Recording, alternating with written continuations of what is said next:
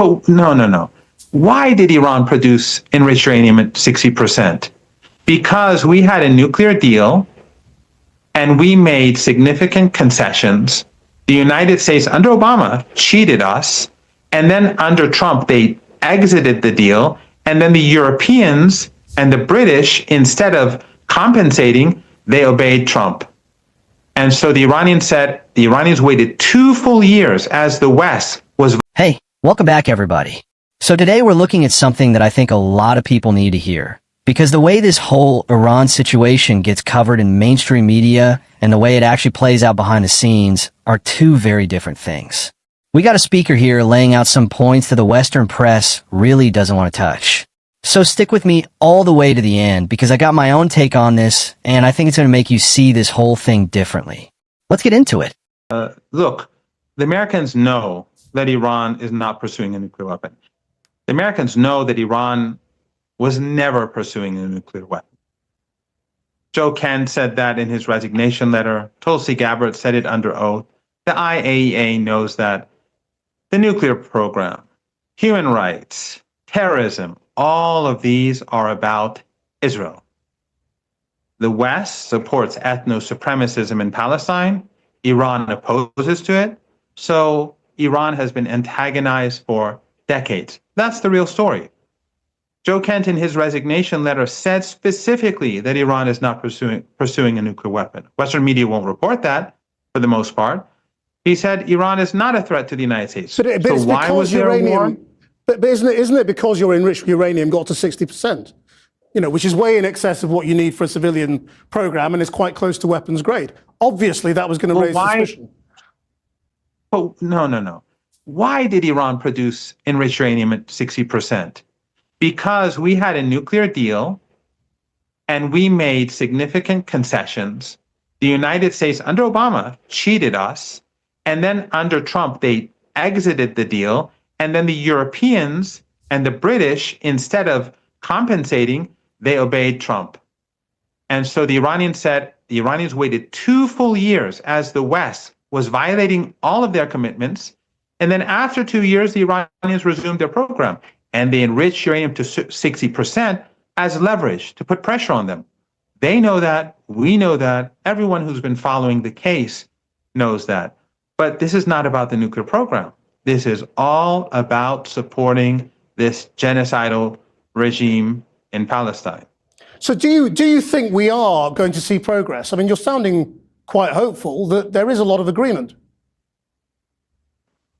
No, I'm not hopeful. And I'm not skeptical. This is Trump.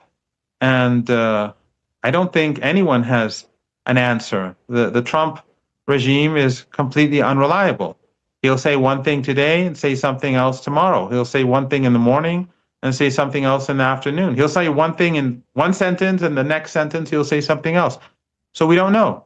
But whatever happens, the Iranians will make sure that the United States fulfills its obligations, unlike on previous occasions, and the Iranians will use their leverage. And you know the situation with regards to the global economy.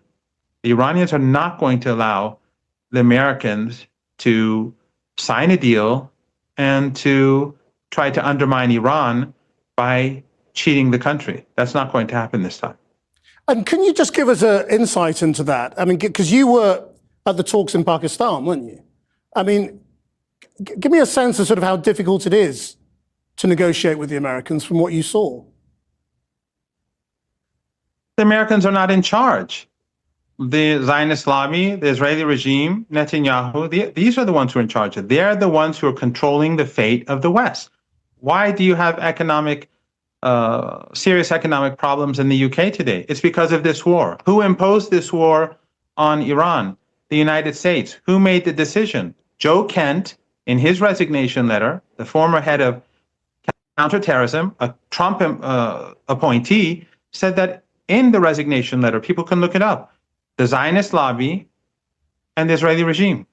So they're the ones who have wrecked the oil market, and they've wrecked the petrochemical market. They've wrecked the markets across the board when it comes to fertilizer, when it comes to helium, when it comes to aluminum, everything. So they've wrecked everything basically because they are in charge. All right, so let's be real about what's actually being said here. The argument is straightforward.